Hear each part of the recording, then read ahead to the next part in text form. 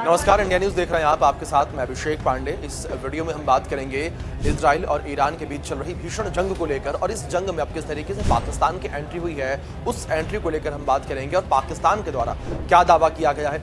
और ईरान ने खुद ये बताया है कि पाकिस्तान उनका साथ देगा, और किस तरीके से साथ देगा इसको लेकर बात करेंगे। सबसे पहले अगर बात जंग को लेकर की जाए तो जंग में जो हालात इस वक्त बने हुए हैं वो काफ़ी ज़्यादा बदतर होते चले जा रहे हैं, क्योंकि ईरान जो पहले बैकफुट पर नज़र आ रहा था वो अब फ्रंट फुट पर आ चुका है, क्योंकि ईरान भी अब इजराइल के ऊपर हमले कर रहा है। और इन हमलों में इजराइल के सैकड़ों लोगों की जान चली गई है, सैकड़ों लोग जो हैं वो घायल बताए जा रहे हैं। तो वहीं दूसरी ओर जिस तरीके से इजराइल ईरान के ऊपर हमले कर रहा है, इसमें हज़ारों की संख्या में लोग घायल हुए हैं और सैकड़ों की संख्या में लोगों की मौत हो चुकी है। यानी कि ये लड़ाई अब भीषण रूप लेती नजर आ रही है, क्योंकि लगातार इजराइल ने यह ठान लिया है कि वो ईरान को ख़त्म कर कर ही मान लेगा। लेकिन दूसरी ओर जो ईरान है उसने भी ये साफ तौर पर कह दिया है कि अब ईरान इजराइल के हमलों को सहेगा नहीं, और एक एक हमले का जवाब जो है बखूबी दिया जाएगा। और ऐसा ज़मीनी स्तर पर देखने को भी मिल रहा है। जिस तरीके से पिछले दिनों हमने देखा था कि ईरान ने 100 ड्रोन से हमला इजराइल के ऊपर किया था, जो कि ईरान के द्वारा इजराइल के ऊपर अब तक का सबसे बड़ा हमला माना जा रहा था। खैर, वो अलग बात है कि इजराइल ने इन सभी हमलों को नाकाम कर दिया था अपने जो सरहदी सुरक्षा है उसके माध्यम से, यानी कि जो उसका आयरन डोम सिस्टम है उसके माध्यम से।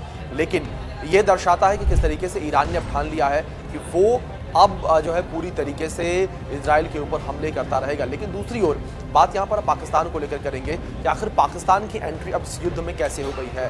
हम सभी को पता है कि पाकिस्तान को जो पड़ी लकड़ी है उसमें जो है सीधे तौर पर अपने पैर फंसाने की आदत है, और पाकिस्तान ने एक बार फिर से इस युद्ध में ऐसा ही काम किया है। और जानकारों का ये भी कहना है कि जिस तरीके से पाकिस्तान के द्वारा ये दावा किया गया है इससे पाकिस्तान को ही नुकसान होता नजर आएगा। अब वो दावा क्या है वो आपको बता देते हैं।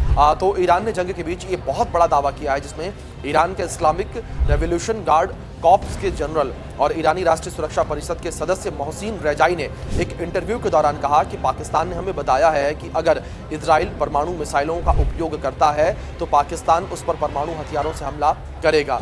और पाकिस्तान ने ईरान के पीछे खड़े होने की कसम पहले ही खा रखी है, और ईरान पर हमलों के बाद उसने इजराइल के खिलाफ मुस्लिम एकता की मुहिम जो है वो भी छेड़ दी है। जी हाँ, बिल्कुल ठीक सुना आपने। पाकिस्तान एक तरफ जो मुस्लिम देश हैं उन्हें एकजुट कर रहा है, और उन्हें एकजुट करने के लिए वो ये कहता नजर आ रहा है कि इजराइल ने जिस तरीके से मुस्लिम देश को निशाना बनाया है वो गलत है। ऐसे में आप सभी एक साथ आइए और इजराइल को सबक सिखाइए। लेकिन लगातार यहाँ पर यह कहा जा रहा है कि इससे पाकिस्तान को फ़ायदा नहीं होगा, पाकिस्तान को मुंह की खानी पड़ सकती है।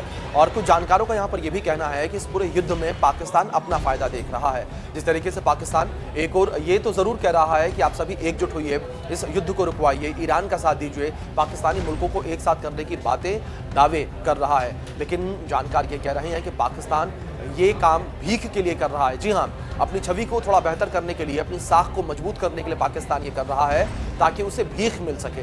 लेकिन दूसरी ओर अपने दर्शकों को ये भी बता दें कि जिन लोगों को ये न पता हो कि आखिर जो इजराइल है वो ईरान पर हमले क्यों कर रहा है, इसमें सबसे बड़ा मामला ये है कि इजराइल ईरान पर हमला इसलिए कर रहा है क्योंकि उसे शक है कि ईरान गुपचुप तरीके से परमाणु हथियार विकसित कर रहा है। साथ ही ईरान समर्थित समूह जैसे कि हिजबुल्लाह और हमास इजराइल के लिए खतरा हैं, और अपनी सुरक्षा और क्षेत्रीय दबदबे के लिए इजराइल ये कार्रवाई लगातार कर रहा है, और लगातार ईरान को ये सबक भी सिखा रहा है कि ईरान जो है वो पीछे हट जाए, और ईरान जिस तरीके से गुपचुप तरीके से परमाणु हथियारों का परीक्षण कर रहा है उसको रोक दे।